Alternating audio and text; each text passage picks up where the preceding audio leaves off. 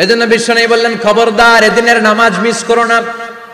মান তারাকা সালাসা জুমাইন তাহাউনান, গাফলতি করে টানা 3টা জুমা যে ব্যক্তি মিস করলো, তাবা আল্লাহু ফি কলবিহি, রব্বুল আলামিন ওই লোকটার অন্তরের মধ্যে মোহর মেরে দেয়।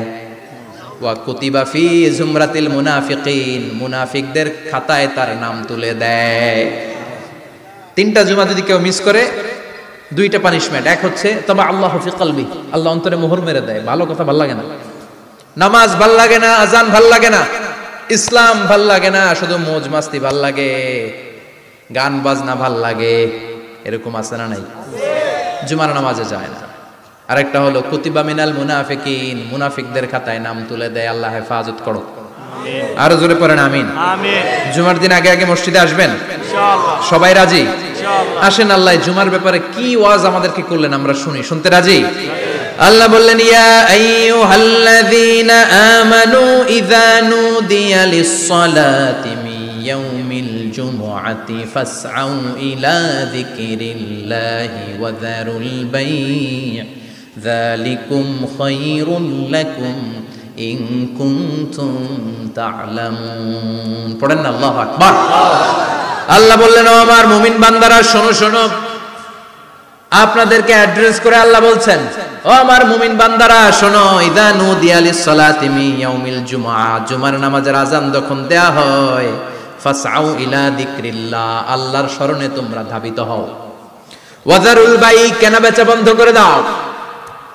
যালিকুম খায়রুল লাকুম ইন কুনতুম তা'লামুন, এটাই তোমাদের জন্য কল্যাণ যদি তোমরা বুঝতে পারো।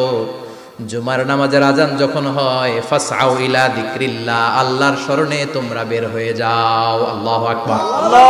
ফাসআউ ইলা যিকরিল্লাহ ইযা নুদিয়া লিস-সালামি ইয়াউমিল জুমআ, জুমার নামাজের আযান যখন দেয়া হয় বের হয়ে যাও, তখন কোনো কাজ রাখা যাবে না।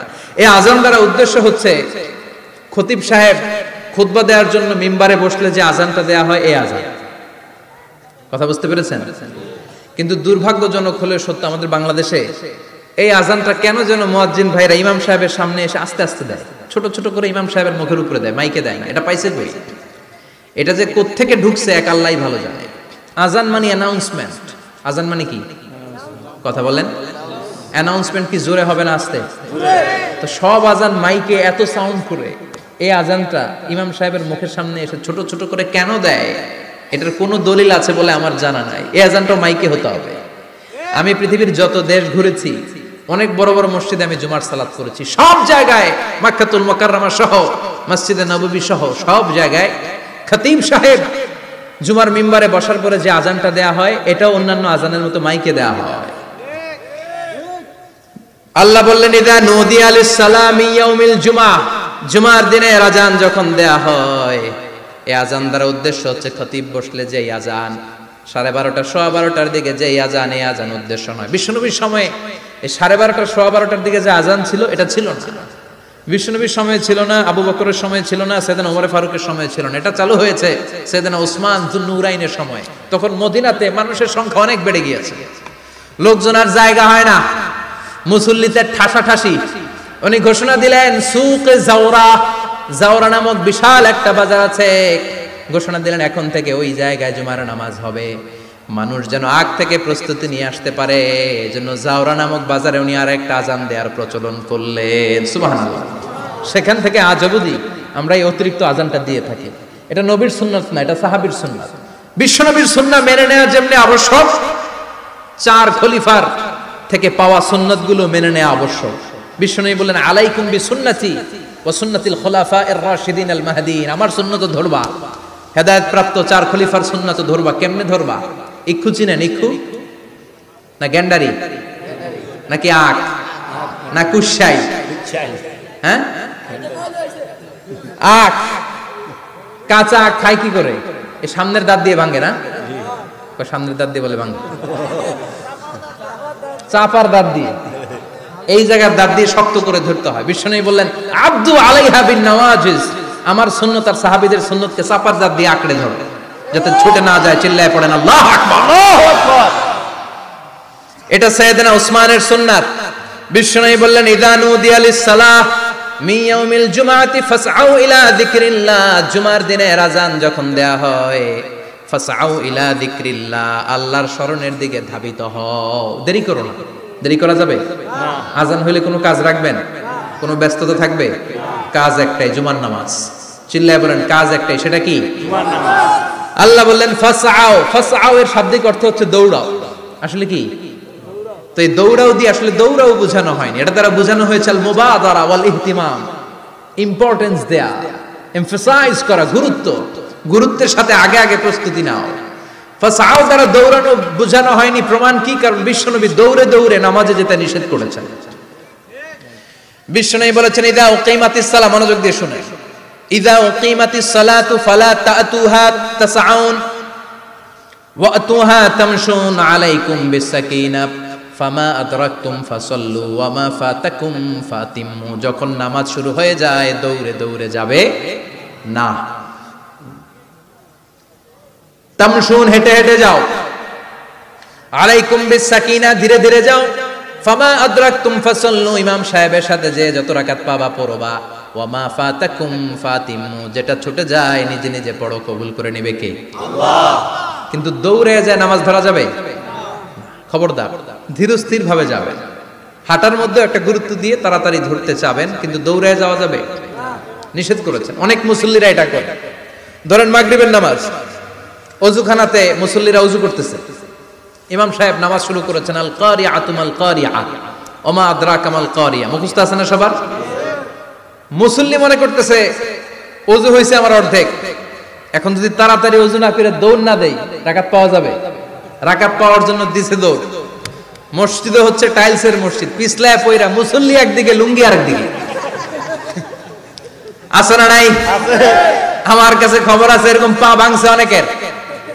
রাকাত ধরার জন্য মুসল্লি তাড়াহুড়ো করে দিছে দৌড়, মুসল্লি একদিকে লুঙ্গি, ঠ্যাং ভাঙা শেষ, এখন ল্যাংড়া। বিশ্বনবীর কথা মানে নাই, ওটারে ল্যাংড়া বানাইছে কে? আল্লাহ। এজন্য বিশ্বনবী বললেন খবরদার দৌড়ে যাবে না। একামত হয়ে গেলে ধীরস্থির ভাবে যাও, কেননা দৌড়ে দৌড়ে আপনি কার দরবারে যাবেন? উনি তো সব রাজার বড় রাজা, মহারাজা। মহারাজার দরবারে তাড়াহুড়ো করা যায় নাকি? না। ফিট হয়ে কাপড় চোপড় পরে আতর টাতর মেখে ধীরস্থির ভাবে যাবেন। দৌড়ে গেলে আপনার হার্টবিট বেড়ে যাবে, আপনার ব্রেথ ইন ব্রেথ আউট, শ্বাস প্রশ্বাস বেড়ে যাবে। তো হাঁপানির চোটে তো আপনি হাঁপাতে থাকবেন। আপনি তাহিয়া পড়বেন কখন, তাসবিহ পড়বেন কখন, আল্লাহর প্রশংসা করবেন কখন? চিল্লা এখন ঠিক কিনা?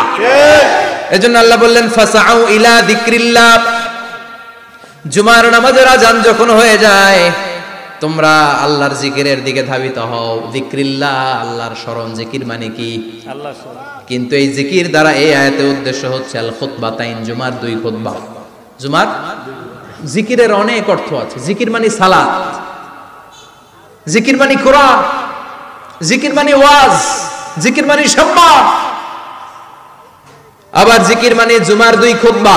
আবার জিকির মানে সুবহানাল্লাহ, আলহামদুলিল্লাহ, লা ইলাহা ইল্লাল্লাহ, সুবহানাল্লাহ, আলহামদুলিল্লাহ, লা ইলাহা ইল্লাল্লাহ, লা ইলাহা ইল্লাল্লাহ, মুহাম্মাদুর রাসূলুল্লাহ সাল্লাল্লাহু। এটাও জিকির। সুবহানাল্লাহ, আলহামদুলিল্লাহ, আল্লাহু আকবার। এই তিন জিকিরের চেয়ে শ্রেষ্ঠ কোনো জিকির আছে? কথা কন। বিশ্বনবী প্রত্যেক ফরজ নামাজের পরে সুবহানাল্লাহ 33 বার, আলহামদুলিল্লাহ 33 বার, আল্লাহু আকবার 34 বার পড়তেন। রাজি আছেন? সবাই পড়তে রাজি আছেন? ইনশাআল্লাহ। লাফালাফি করবেন না তো? ঘাড় বাঁকা করবেন না তো? হুই হুই করে চিল্লাফাল্লা করা যাবে? জিকিরের মধ্যে সৌন্দর্য আছে না নাই? আল্লাহ নিজেও সুন্দর। আল্লাহর কাছে যেটা আমরা পেশ করব সবটাই সুন্দরভাবে পেশ করতে হয়। চিল্লা এখন ঠিক কিনা? তার মানে জিকিরের অনেক অর্থ। জিকিরের এক অর্থ হলো কোরআন। জিকিরের এক অর্থ কি? কোরআন। আপনি যখন কোরআন পড়েন তখন জিকির করেন কার? আল্লাহ। কথা বলেন। আবার আপনি যখন নামাজ পড়েন জিকির করেন কার? আল্লাহ। আবার আপনি যখন লা ইলাহা ইল্লাল্লাহ এটা পড়েন জিকির করেন কার? আল্লাহ। ঝিনুকের ভেতর লুকিয়ে থাকে যেমন মতি, ঝিনুকের ভেতর লুকিয়ে থাকে যেমন মতি, কালমা শাহাদাতে আছে আল্লাহর জ্যোতি, কালমা শাহাদাতে আছে আল্লাহর জ্যোতি। পড়েন সুবহানাল্লাহ। সুবহানাল্লাহ। লা ইলাহা ইল্লাল্লাহ সবচেয়ে শ্রেষ্ঠ জিকির। সাইয়েদনা মুসা আলাইহিস সালাম আল্লাহরে বললেন, আল্লাহ আল্লিমনি যিকরান, আপনি আমার এমন একটা জিকির শিখাইয়া দেন, লা ইয়ালামুহা ইল্লা আনতা ওয়া আনা, যে জিকিরটার শব্দ আপনি আর আমি ছাড়া কেউ জানবে না।